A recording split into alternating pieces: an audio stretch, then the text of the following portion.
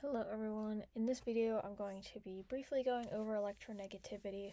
The reason why this is kind of a short video is because this is kind of like a short topic.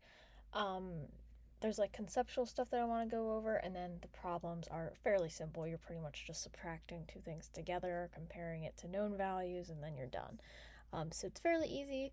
What I do want to do is explain to you what electronegativity is and go through some pictures that might help you conceptualize it, because I think conceptualizing it is important. I also want to note that this may not be on the test. I went through the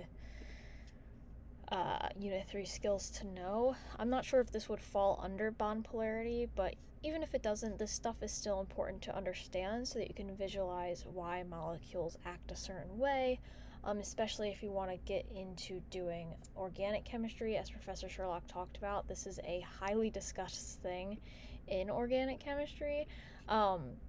It comes up every single day when you're talking about liking or dissolving things. Like dissolves like. You have to understand whether something's going to be polar, non-polar, or they're going to be ionic, things like that. Okay, so now that little spiel's over, let's talk about electronegativity. So electronegativity tells us how strongly an atom pulls at electrons. So let's look at a picture here, right? So this is dihydrogen monoxide, aka water. I'll write that down there. So water is extremely polar, and that's due to something called hydrogen bonding, which we'll get into in the next few chapters, I believe. But, well, yeah. Anyways, just ignore that. Let's take a look at how water would look without electronegativity and with it, right? So without electronegativity, it's gonna this pink part, by the way, represents your electron cloud, right? So the cloud of electrons that are surrounding the atoms. So hydrogen's going to have a fairly small electron cloud. There's not anything crazy going on. It has 2 electrons. That's really it. And then the other hydrogen, same deal. Oxygen's going to be slightly bigger, just because it is a bigger molecule, but nothing crazy. They're just electron clouds surrounding them. With the electronegativity, so we can look at this chart here. I'm going to be referencing this chart a lot. Hydrogen has an electronegativity of 2.1 and oxygen has electronegativity of 3.5. So oxygen is going to be more electronegative than those 2 hydrogens. So it's going to pull in those electrons. And you can kind of see that in my picture that I tried to draw here, where the electrons are kind of forcing themselves, or they're getting pulled by that oxygen, right? So I'm going to look up a picture, polar molecule. Maybe it'll show us a good image of that. All right, here's a decent image. So this is hydrofluoric acid, I believe. Fluorine has a higher electronegativity than hydrogen. Fluorine is actually the most electronegative atom, but you don't need to know that. But as you can see here, this would represent the electron cloud, and you can see fluorine has a higher, like a bigger electron cloud, and that's because it's pulling in those electrons, right? Let's see if we can find another example of something maybe a little bit better. Yeah, that's probably one of the more decent pictures, I guess, that really shows it, right? So that's just so you guys can conceptualize what's going on here. Going back to this chart here, electronegativity tells us, how strong, as we said, how strongly an atom pulls on its electrons, and each atom is on a scale from 0 to 4. So if it's at 4, it's very electronegative. That's actually the most electronegative, and if it's 0, then it's not electronegative at all, right? So we can see on this chart, again, Professor Sherlock went over this. We don't have to memorize any of these numbers. You can kind of like think about it like, fluorine is going to be the highest and the things down here are going to be lowest. It has to do with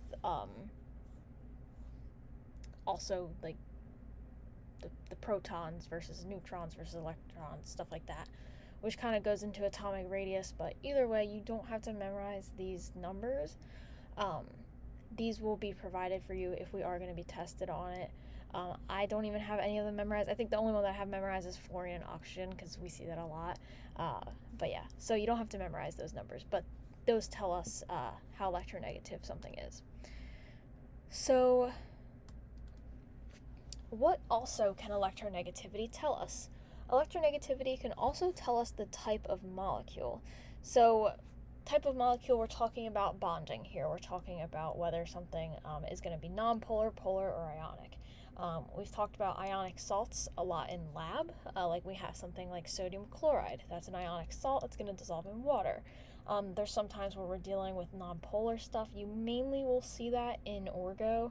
Um, you know, that would be something like, let's say, glucose, I guess would be one. It dissolves in water, and the reason why it dissolves in water, we're talking about polar, by the way. I don't know if I said something wrong, but we're dealing with polar stuff right now is what I'm talking about. Glucose is a polar molecule. It dissolves in water because water is polar. Something non-polar, let me take a quick second to think about something. Something non-polar. Let's talk about carbon dioxide. That might be polar. Oxygen. Let's talk about oxygen. Oxygen doesn't dissolve in water. Um, it might, but either way, it likely doesn't, and that's because it's non-polar, right? So there's an equal sharing of electrons. So those are just some examples, but non-polar means that there's an equal sharing of electrons, right? Between the molecules. So the electrons aren't getting pulled a certain way, they're kind of just floating around where they're supposed to be. Polar is when there's an unequal sharing of electrons, so they're sharing their electrons, but one is a lot stronger than the other, so it's kind of pulling the electrons away from the other molecule. And ionic, there's absolutely no sharing of electrons. What actually happens in ionic compounds, let's say we have NaCl. Cl has one outer shell, it has 7 outer shell electrons, and sodium has 1 outer shell electron. And what actually happens is that chlorine is so electronegative when compared to sodium that it actually takes sodium's electron. So it's not even sharing it. It's like, it's mine now, and you're stuck with me. So these two actually end up getting stuck together because of how negative this becomes and how positive this becomes. And that's where salts come from, right? Salts are basically ionic compounds when they're not sharing their electrons. This thing is so greedy and so electronegative that it's literally taking the sodium's electron, right? And sodium can't do anything about it because it's not very electronegative, right? So that's what those different types of molecules are.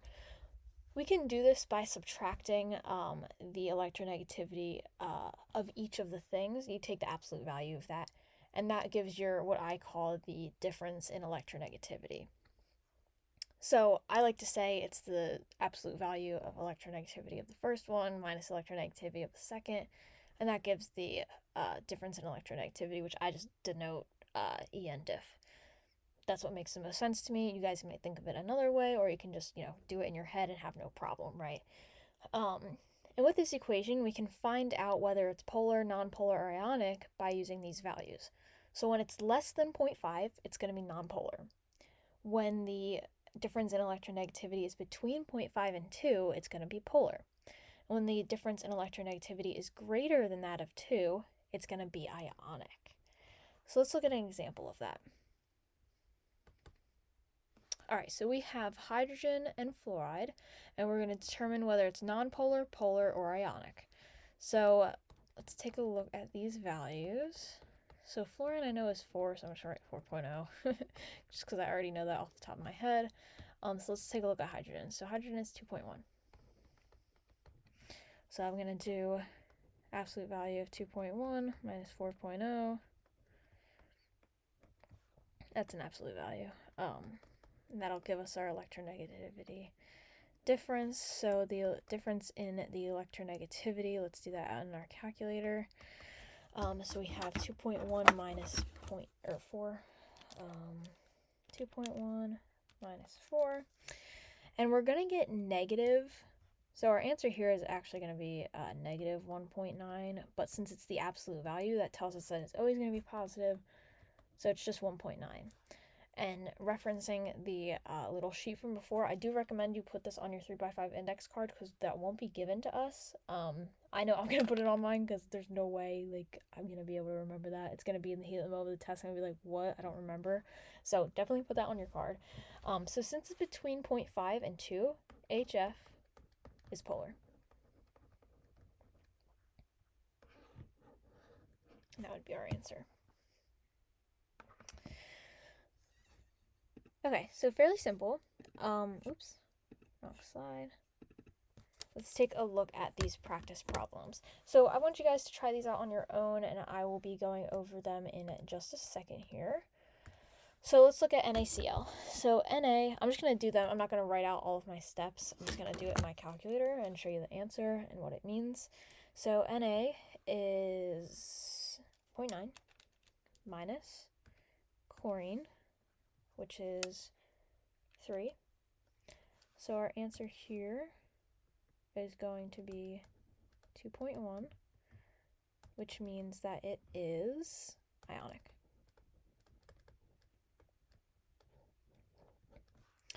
All right, H2O, we're only going to be dealing with one of these bonds, so we don't have to multiply anything or anything like that. We just do one oxygen and one hydrogen.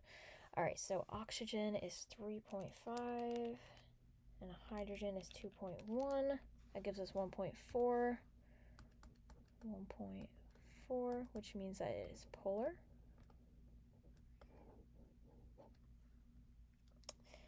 Okay.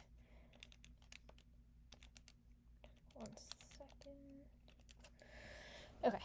All right, now we're dealing with HCl.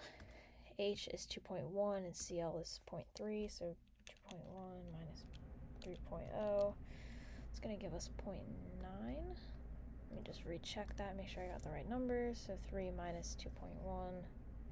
Yep, that would be 0.9, which means that this is going to be polar because it's in between 0.5 and 2. And then we have carbon monoxide. Ooh, this one should be fun. All right, so we have 2.5 minus 3.5. That's going to give us just 1 even. So this is going to be equal to 1, which means that it's polar. So you'll see most often that most things are going to be polar when it's a nonmetal and a nonmetal bonding together. It's fairly rare that they're going to be nonpolar. For instance, like nitrogen and oxygen would be nonpolar because it's at 0.5, so it's kind of really on the cusp. So it's like that might be like a debatable one. But let's look at something like oxygen, right? So O2, that means oxygen bonded to an oxygen, right? It's going to look something like this.